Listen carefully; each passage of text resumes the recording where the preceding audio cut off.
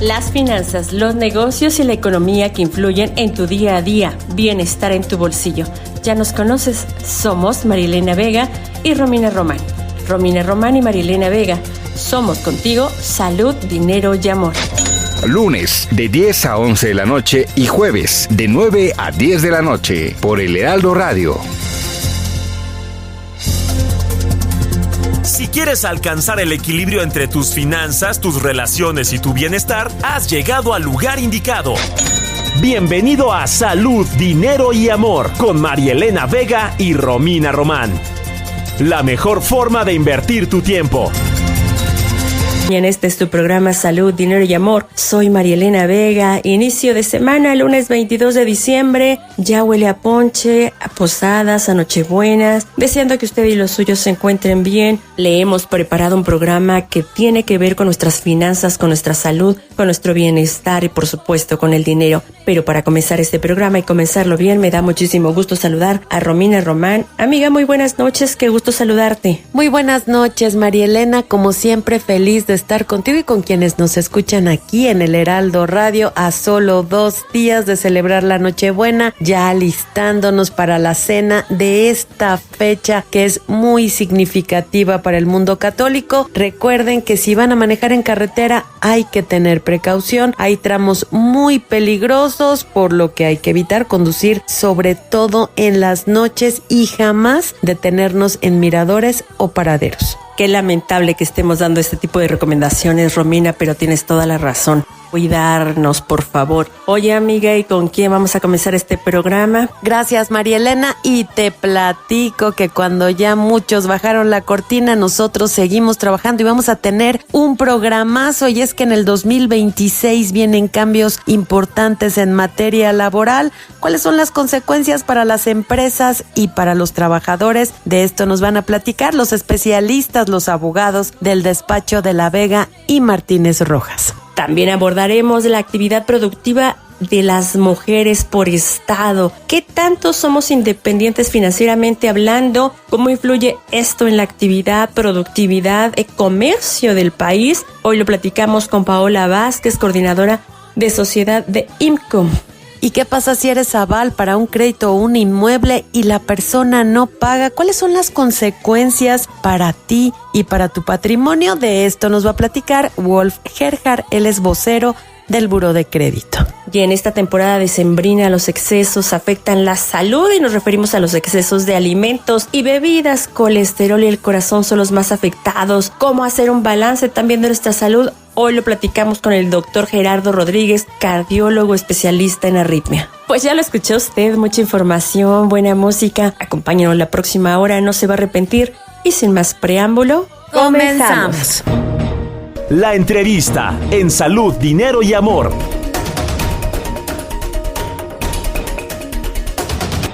Y seguimos aquí en el Heraldo Radio. ¿Y cuál fue el balance para el sector laboral durante el 2025? ¿Cuáles fueron las principales reformas que afectaron o beneficiaron a las empresas y a los trabajadores? Para platicarnos de todo esto, ya nos acompaña en la línea Claudio Martínez. Él es asociado senior del despacho de La Vega y Martínez Rojas. Muy buenas noches, Claudio. Qué gusto saludarte. Muy feliz Navidad, muy feliz 2026. Muy buenas noches, Romina, ¿cómo estás? Es un placer estar aquí con tus radioescuchas de Salud, Dinero y Amor para hablar de los temas laborales de 2025 y poder pues platicar un poco de cómo nos fue este año y cuáles los checks and balances que pues vivimos en esta materia tan interesante. Exactamente, y pues ya de entrada, de inicio, platícanos a todos cuáles fueron las reformas más importantes de este año que está a punto de concluir.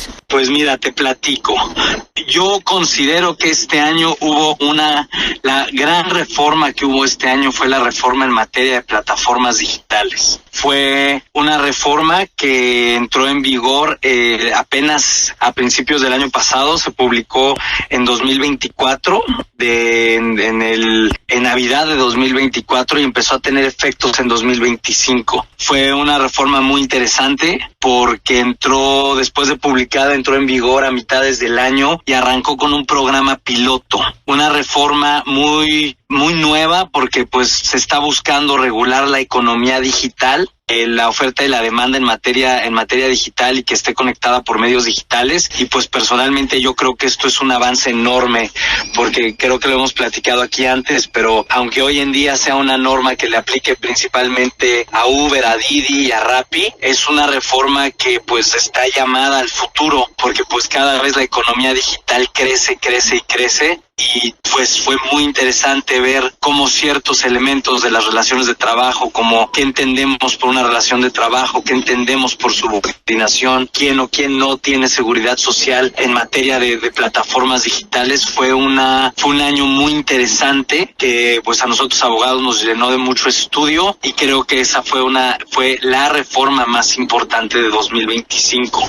Claudio, muy buenas noches, te saluda Marilena Vega. Oye, y en este cierre de año, en este balance que nos comienzas a realizar del 2025, ¿crees que faltó algo para seguir fortaleciendo a México en materia de derecho laboral? Pues mira, María Elena, creo que lo que faltó fue la publicación de la reforma para las 40 horas, la reducción de la jornada. Debo de decir que también el gobierno había dado una promesa que se iba a publicar a finales de este año, y pues ya 2 semanas de que termine el año no hemos visto ninguna publicación. Sin embargo, ya existe un proyecto, y creo que también es muy importante que, a pesar de que no se haya publicado esta reforma, pues hubo muchísimas mesas de plática entre el sector patronal, el sector obrero y el gobierno, en donde se pudieron llegar a acuerdos que son muy trascendentales. Los proyectos de reforma ya están en camino, ya existen ciertos proyectos de reforma, entonces creo que lo único que pudo haber mejorado es realmente haber tenido una publicación más pronta. Sin embargo, pues esta publicación tardó por todo el estudio que había detrás. Claudio, dime. Nuevamente Romina, bueno, fueron muchas reformas, además de la de las plataformas digitales que hace un momento nos ibas a platicar. ¿Qué otras más fueron relevantes y trascendentes durante este año? Pues mira, yo creo que algo que personalmente se me hizo muy relevante y trascendente para este año fue la fuerza que han tomado las demandas en materia de discriminación, basadas principalmente en la NOM 035 de riesgos psicosociales.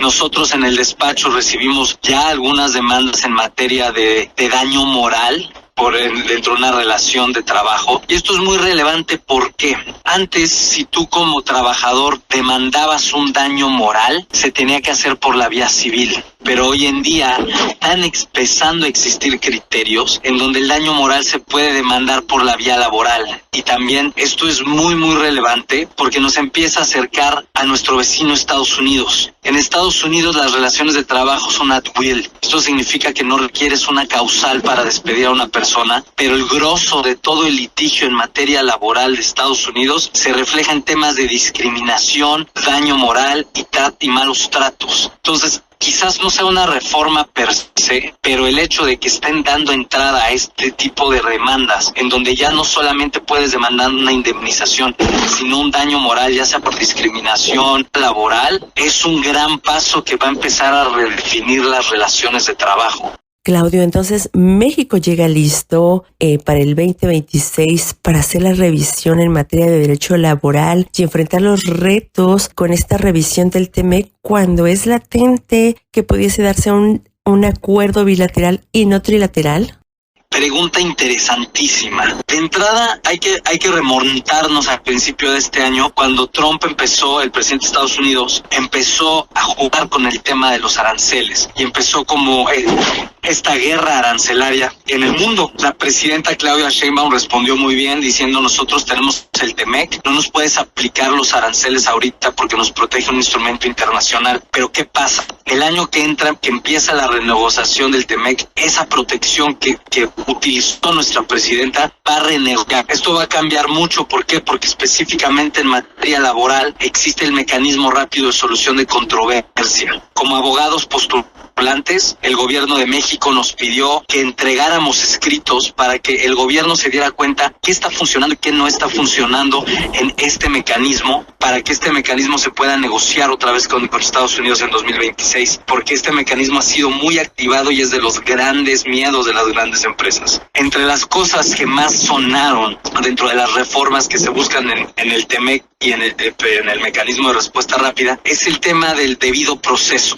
Hoy en día no existe realmente un debido proceso en los mecanismos de respuesta rápida. El patrón normalmente se entera por redes sociales, porque alguien más le viene a avisar que ya está un procedimiento, una queja en su contra. No le dicen de qué naturaleza es la queja, simplemente es averiguar. Esto es interesante, ¿por qué? Porque el mecanismo de respuesta rápida es un arbitraje y a final de cuentas el debido proceso es algo que es parte de la justicia judicial. Entonces existe una pugna entre si yo doy mucho debido proceso, afecto al trabajador porque pidió la queja o no lo doy. Entonces esto es un tema muy interesante. También vemos que posiblemente se agreguen cosas como convenios de neutralidad para poder llegar a acuerdos mucho más rápido con sindicatos minoritarios y mayoritarios. Estamos viendo muchísimo movimiento y algo que hizo el TEMEC fue que elevó el derecho del trabajo a un nivel internacional, revistiéndolo de mucha más fuerza y de mucha más complejidad. Entonces yo creo que el 2026 va a ser muy interesante en materia laboral porque vamos a obtener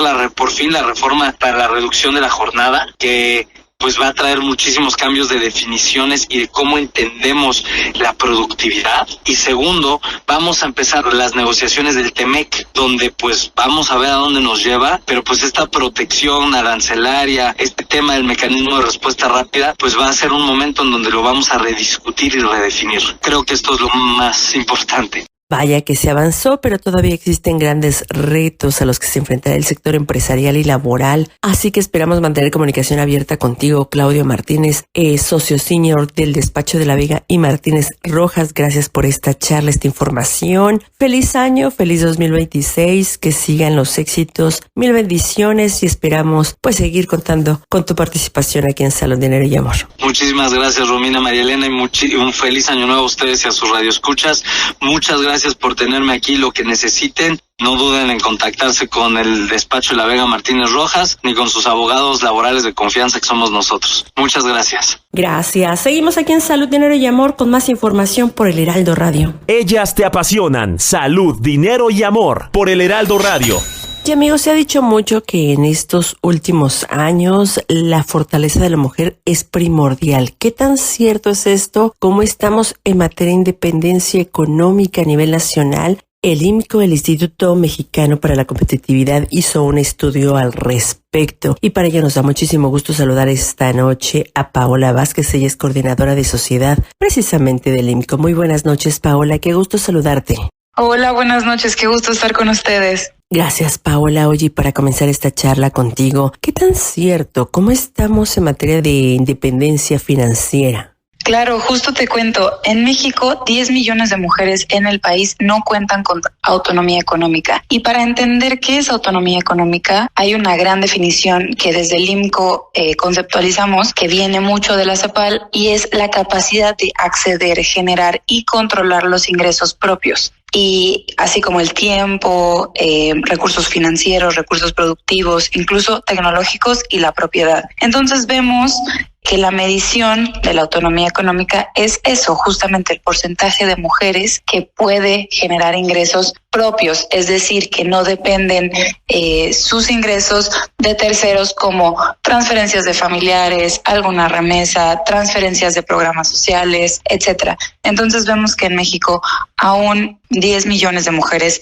no pueden tener acceso a ingresos propios. Entonces, cuando lo vemos en una radiografía nacional, vemos que Baja California Sur es el estado en donde más mujeres tienen autonomía económica y Veracruz es el estado en donde menos. Paola, muy buenas noches. Te saluda Romina Román y 10 millones es mucho. Son muchísimas mujeres las que no tienen autonomía económica. ¿Qué se puede hacer? ¿Cuál es la alternativa o la propuesta? Claro, la propuesta es multidimensional, ¿no? El no contar con ingresos propios, pues en realidad es como una derivada de una trayectoria laboral de las mujeres pues un poco fragmentada, ¿no? Mucho tiene que ver pues cómo entran las mujeres, cómo participan, cómo pausan sus carreras profesionales. Entonces el que no tengan autonomía económica es una derivada. Entonces tendríamos que voltear a ver cómo las políticas públicas para sostener a las mujeres en el mercado laboral y sus carreras profesionales, es decir, generar herramientas y políticas para que ellas puedan entrar al mercado laboral, que puedan crecer en él y permanecer también. Entonces, justo desde el IMCO generamos un indicador que se llama Estados con Lupa de Género, que consta de 16 indicadores y tenemos un pilar por sí mismo de autonomía económica. Entonces hablamos mucho de pobreza laboral, de independencia de ingresos, como es el indicador que te acabo de comentar, de emprendedoras formales y de propiedad de la vivienda. Pero bueno, justo para resumir un poco la pregunta, es eso, tendríamos que ver políticas públicas para que las mujeres puedan entrar al mercado laboral. Estamos hablando desde algo tan básico como el sistema de cuidados, ¿no? Para que ellas puedan permanecer en él y no pausar sus carreras profesionales. Sabemos que el cuidado sigue siendo una de las principales barreras de entrada, permanencia y crecimiento. Entonces, tendremos que estar diseñando este tipo de políticas en el país. Hablas de políticas públicas, si nos puedes detallar cuáles son estas políticas públicas que se necesitan en México para verdaderamente darle un detonante en muchos sentidos en el desarrollo de la mujer en México.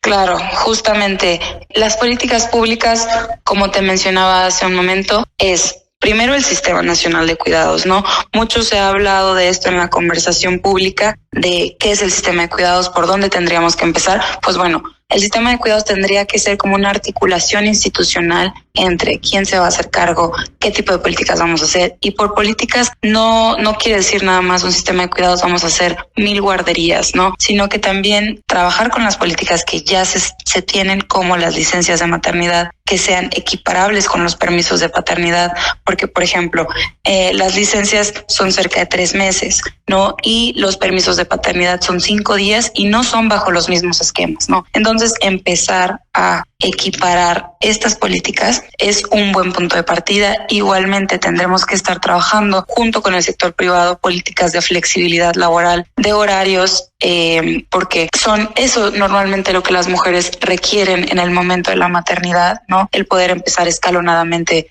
después de la maternidad, regresar al trabajo, ¿no? Políticas de flexibilidad laboral en el caso de algún tema de cuidados. Independientemente de la maternidad, también puede ser un tema de cuidados por personas adultas mayores o personas con discapacidad. Entonces, tener esa flexibilidad en los espacios de trabajo también puede ayudar a las mujeres a no pausar sus carreras profesionales por el tema de cuidados. Paola, ¿y hay las leyes suficientes? ¿Estamos robustos en este tema? ¿O sí se requeriría algunas reformas adicionales para dotar de mayores derechos y más facilidad también para las mujeres? A ver, tenemos suficientes, pero sí necesitamos una reforma porque no están tan orientadas. Y les explico un poquito por qué. Se estableció el derecho de cuidar y ser cuidado, ¿no? Entonces eso está establecido. Eso es un gran avance, pero todavía no se establece de forma legislativa una especie de sistema nacional de cuidados que nos diga quién se va a hacer cargo, cuánto dinero se va a destinar, etcétera. Tenemos cosas aisladas en realidad. No tenemos como una ley tal cual del Sistema Nacional de Cuidados. Tenemos leyes estatales que han sido como unos esfuerzos aislados, pero igualmente significativos, por ejemplo, en Jalisco, en Nuevo León, un par de propuestas en San Luis Potosí, en Hidalgo. Entonces vemos por ahí estos esfuerzos aislados, pero también vemos, por ejemplo, un retraso en ciertas otras, como es el aumento de los días de permiso de paternidad, que se pausó la conversación. Entonces se han retomado, pero no se ha llegado a un acuerdo legislativo y pues mucho menos a su implementación. Entonces, vemos que todavía falta un camino por recorrer en el espacio legislativo. Se han hecho estos esfuerzos, como les comento, pero es importante que se empiecen a articular de manera conjunta a nivel nacional. Paola, ¿y México versus otros países, cómo nos encontramos? ¿Verdaderamente se está empoderando a la mujer?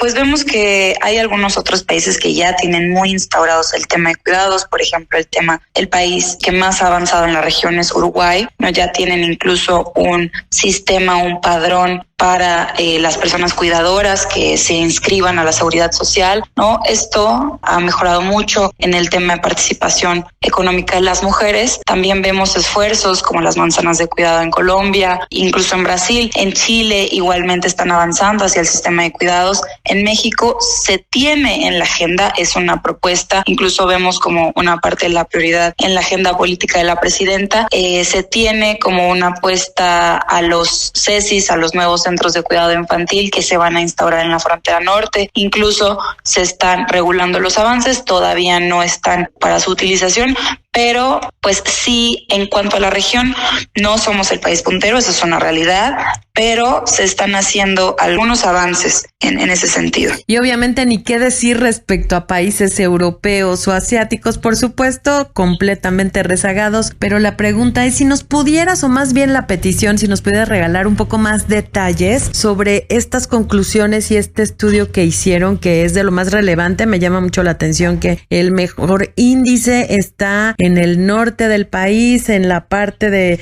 Baja California, pero coméntanos un poquito más. Claro, autonomía económica justamente está basado este indicador, este pilar de nuestro indicador está basado en 4 indicadores. Es pobreza laboral, es dependencia de ingresos, es emprendedoras formales y propiedad de la vivienda. Entonces lo que nosotros hacemos es básicamente promediar estos indicadores, que todas son encuestas nacionales, y vemos cuáles son los niveles en todos los estados, y entonces ahí es donde nosotros vemos cuáles son los estados que ofrecen las mejores condiciones de autonomía económica para las mujeres. Entonces, pues claro que contemplamos estas partes porque, por ejemplo, te digo los datos nacionales, ¿no? En pobreza laboral, 38% de mujeres cuentan con ingresos inferiores al costo de la canasta alimentaria. 26% de las mujeres en México no percibe ingresos monetarios directos. 17% de las emprendedoras en México trabajan en la formalidad, que es bien poquito, y apenas 16% de las mujeres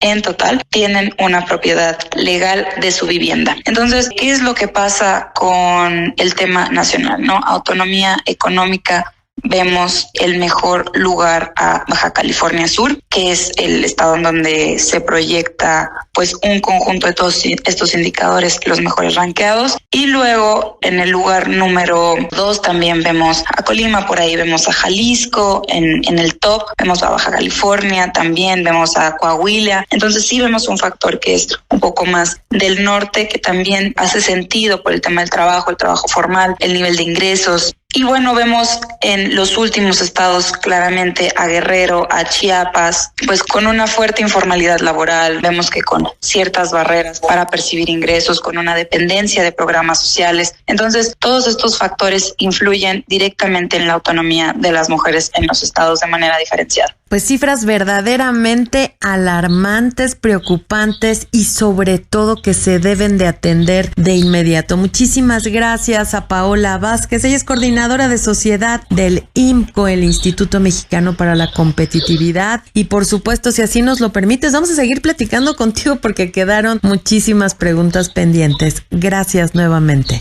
No, gracias a ustedes. Un abrazo. Gracias, va de regreso y quédense con nosotras aquí en el Heraldo Radio, que vamos con más información.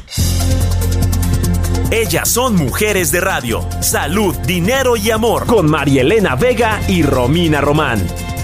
Por el Heraldo Radio.